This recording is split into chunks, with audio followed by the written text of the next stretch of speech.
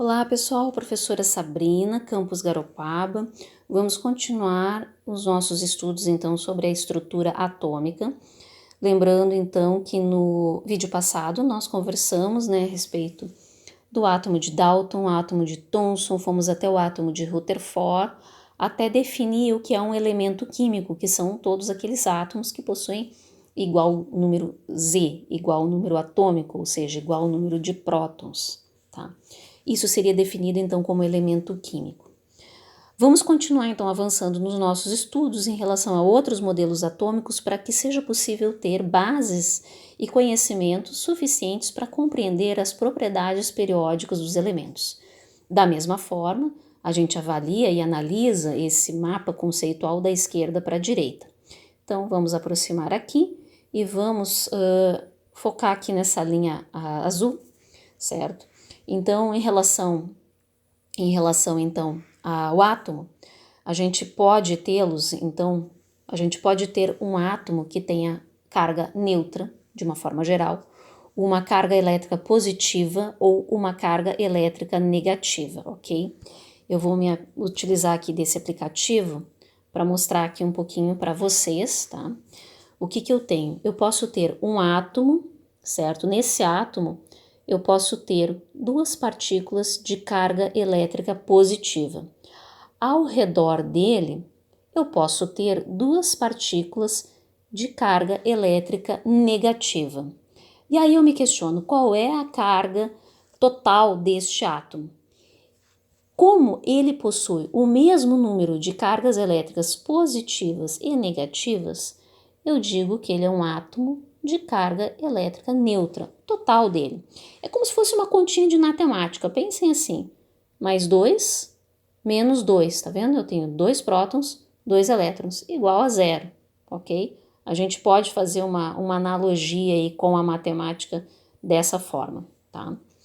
Agora vamos imaginar o seguinte, que eu tenha, por exemplo, um átomo que tenha 2 prótons no núcleo e na eletrosfera dele eu tenho um elétron. E aí, qual é a carga deste átomo? Qual é a carga total deste átomo? Perceba que eu tenho um maior número de cargas elétricas positivas, certo? É como se eu tivesse mais 2, ok? Eu tenho duas partículas com carga elétrica positiva. Menos 1, tá? Qual seria aí o total dessa conta aqui, desse resultado, mais 1? Então, a carga elétrica deste átomo, ela é positiva, carga elétrica total. Então, ele é um íon positivo, tá? Ele é um íon positivo, tá? Agora, vamos supor o seguinte, que eu tenho uma outra situação. Eu vou mudar a cor aqui da caneta para botar um vermelho escuro para deixar claro aí para vocês. Vamos imaginar que eu tenha, por exemplo, um átomo que tenha um núcleo com duas cargas elétricas positivas. Na eletrosfera dele, eu tenho 1, tenho 2, tenho 3 elétrons. E agora, qual é a carga total aí deste átomo? Eu tenho duas partículas com carga elétrica positiva. E eu tenho 3 com carga elétrica negativa. Qual é o total dessa conta aqui? Mais 2 menos 2 dá menos 1, ok? Então, é este aqui, é um íon negativo, certo? Então, a conta ela se faz desta forma, tá? Eu posso ter átomos com carga elétrica neutra,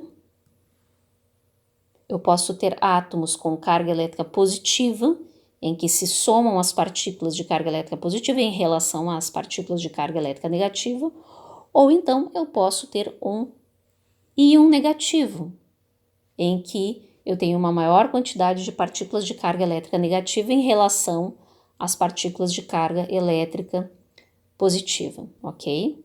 Voltando para o nosso mapa, os íons negativos são chamados de ânions, tá? E os íons positivos são chamados de cátions. É bom não confundir, lembra lá da ampola do tubo de Crookes, tá? A gente só não pode confundir os nomes, tá? Porque o que acontece? É muito fácil fazer essa confusão, porque o polo negativo de um eletrodo, ele é chamado de cátodo, tá? E o polo positivo é chamado de ânodo, então é o contrário, tá?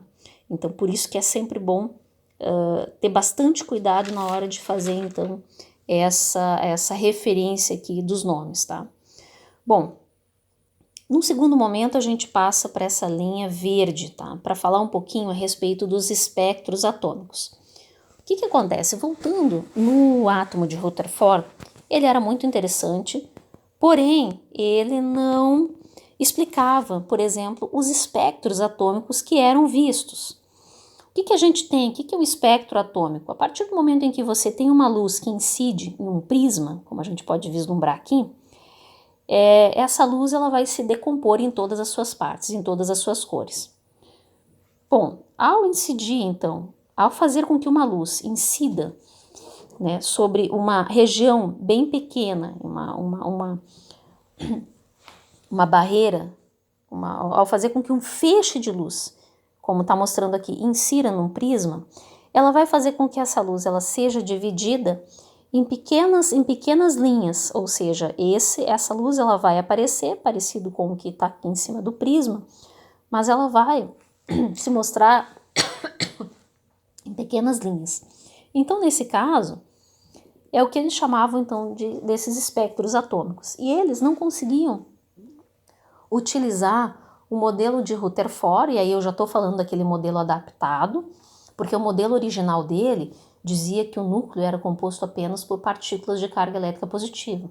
Eu digo aquele modelo adaptado, modelo em que já se supõe que no núcleo do átomo possuem as partículas de carga elétrica neutra, que são os nêutrons, e as partículas de carga elétrica positiva. Aqui não era possível, então, explicar esse fenômeno, certo? Então, ele conseguia explicar bacana, de uma forma legal, então, né, o resultado da experiência que ele mesmo fez, né, de dispersão das partículas alfa na fina lâmina de ouro, mas não conseguia explicar esses fenômenos com luz aqui que eram observados.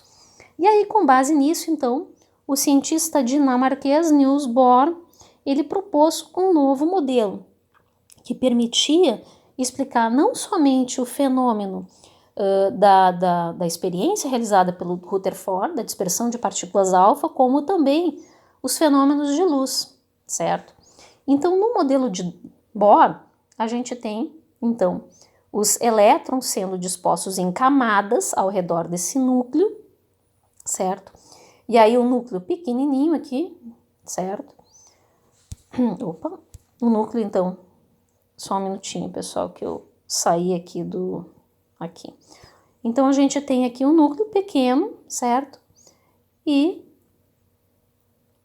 os elétrons sendo dispostos em camadas ao redor aí desse núcleo.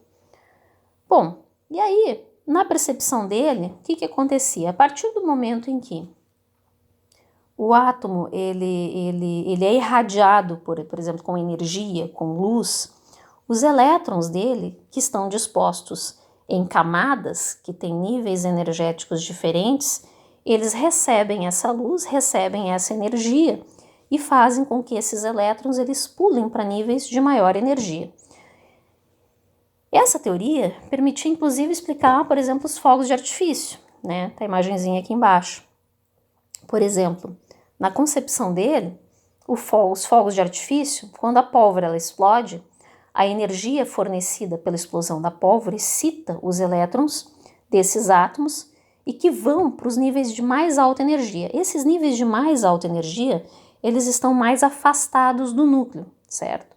São as camadas mais externas de energia. A gente está percebendo aqui, ó, as diferentes camadas, certo? Quanto mais distante do núcleo, mais alta é a energia dessa camada. Só que acontece, a partir do momento em que a pólvora deixa de pegar fogo, deixa de queimar, para de ser fornecida essa energia para o átomo e eles retornam para os seus níveis originais, os seus níveis de mais baixa energia. E quando esse retorno acontece, eles liberam essa energia na forma de luz colorida, certo? Esse modelo foi elaborado em 1913, certo? Inclusive ele foi ganhador aí do prêmio Nobel, né, em virtude também das suas pesquisas aí em relação à estrutura da matéria. Uma outra questão também bastante interessante a respeito dos modelos atômicos é que, estudando um pouco mais a respeito desses espectros atômicos, o que foi observado? Vamos aqui para essa linha verdinha clara. Que os espectros, eles depois, né, utilizando equipamentos mais sofisticados, observaram que esses espectros, algumas dessas linhas que eram observadas, elas tinham subdivisões. Aqui na figura mostra, né, que, por exemplo, aqui a linhazinha laranja tem 2, aqui a linhazinha vermelha tem 3 divisões, e aí eles começaram a se questionar, né, o porquê, né, disso. Aqui, né, o que eles faziam? Eles analisavam esses espectros e, na época, essas imagens, elas eram, como está falando aqui em cima, a melhor forma de se investigar, então, os fenômenos da eletrosfera. Lembrando que a eletrosfera é aquela região onde ficam os elétrons, certo? A partir, então, desses outros experimentos, novas teorias foram... Essas teorias, elas foram sendo aperfeiçoadas e outras análises foram sendo vislumbradas. Então, por exemplo, o que a gente tem aqui? Isso aqui é uma adaptação, né? É uma imagem aqui que mostra, por exemplo, o núcleo do átomo e as diferentes camadas dele. Então, camada K, L, M, N, O, P, Q. Então, aí você tem os elétrons sendo dispostos em camadas. Essas camadas, elas são até o número de 7. E aqui também tem uma outra imagem que mostra, na verdade, a mesma coisa também.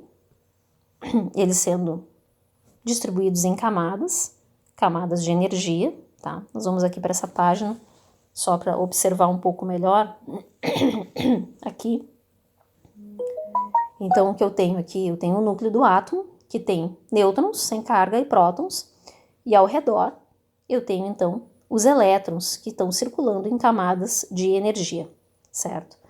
Aqui eu tenho até 7 camadas. Camada 1, camada K, elas são representadas por letras L, M, N, O, P, Q.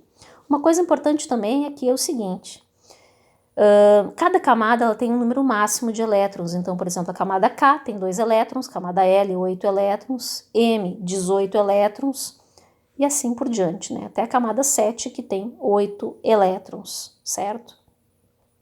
Isso pode ser vislumbrado melhor aqui nesta imagem. Camada 1, no máximo 8 elétrons, e assim por diante, ok? Bom, então, a gente consegue perceber que além dos níveis de energia, nós temos subníveis, certo? Cada uma dessas camadas, elas têm subníveis diferentes. Então, por exemplo, a camada 1, ela possui um subnível, certo? O subnível S, que tem no máximo 2 elétrons. A camada 2 possui 2 subníveis, o S e o P, certo?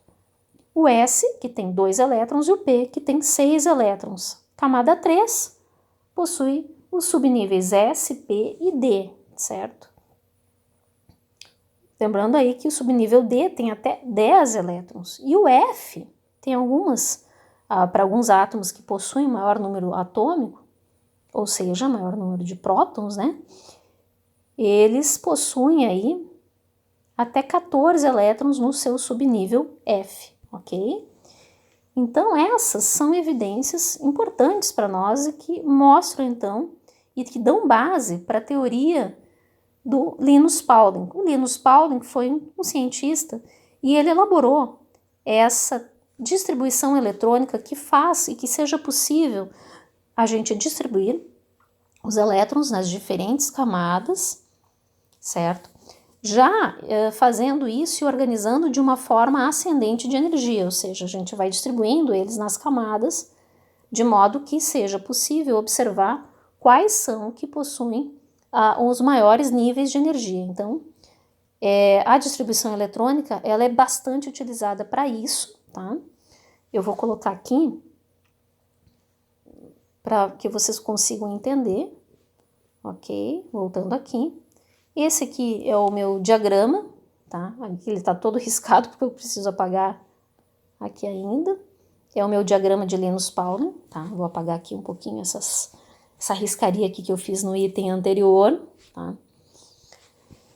Bom, e para que basicamente ele é utilizado? Ele vai ser utilizado para que eu possa, então, fazer a distribuição dos elétrons no meu átomo. Então, vamos imaginar que eu tenho um átomo de oxigênio. Esse átomo de oxigênio tem número atômico de 8. O que significa isso? Número atômico é igual ao número de prótons.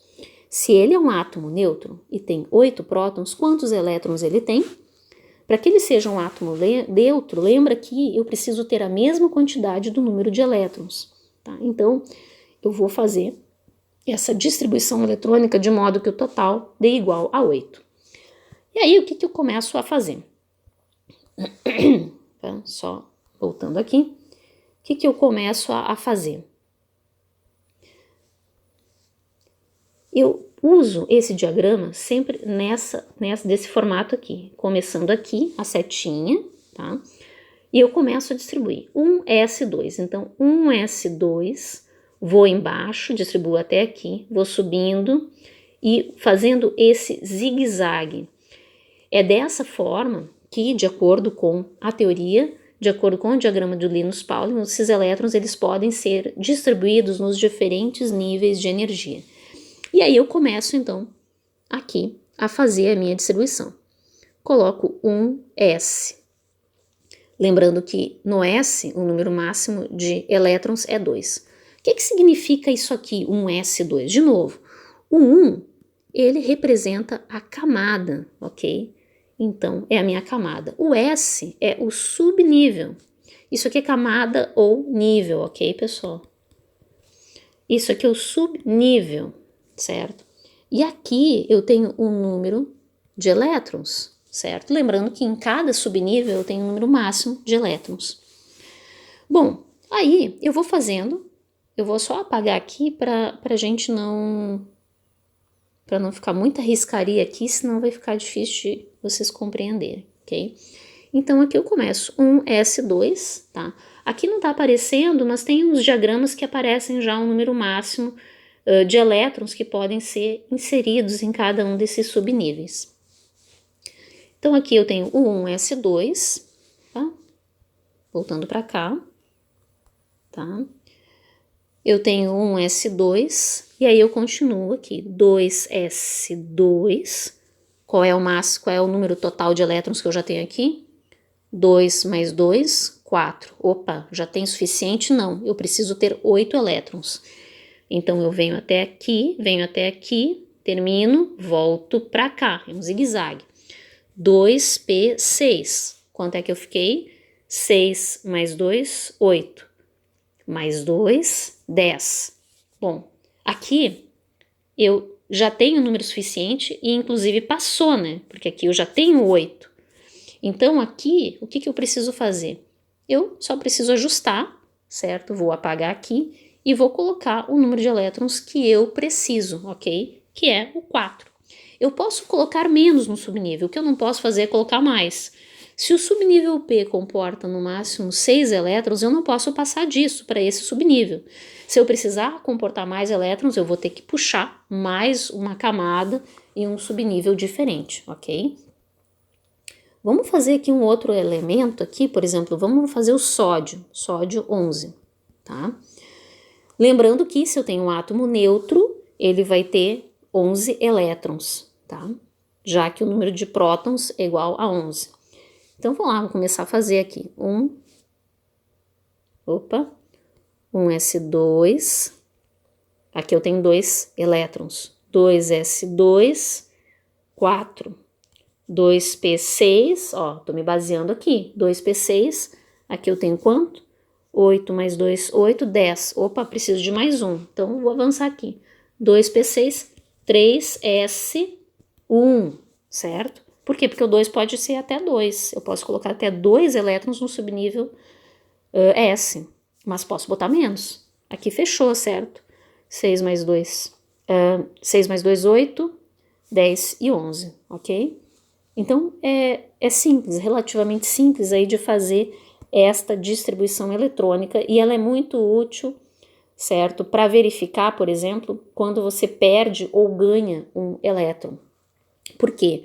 Porque sempre quando um átomo ele perde ou ganha elétrons, tá? Ele vai fazer isso sempre da camada mais externa, ou seja, da camada de valência, certo? Eu vou tentar botar aqui numa cor diferente para destacar para vocês. Qual é a minha camada de valência aqui? Certo? A minha camada de valência aqui é o 2p4. Qual é a minha camada de valência aqui? É o 3s1, certo? Então a camada de valência é sempre aquela que é a mais energética, aquela mais externa, tá? Voltando para cá, visto então o diagrama do Linus Pauling, a gente consegue então fixar um pouquinho mais na tabela periódica em si, na tabela periódica dos elementos, tá?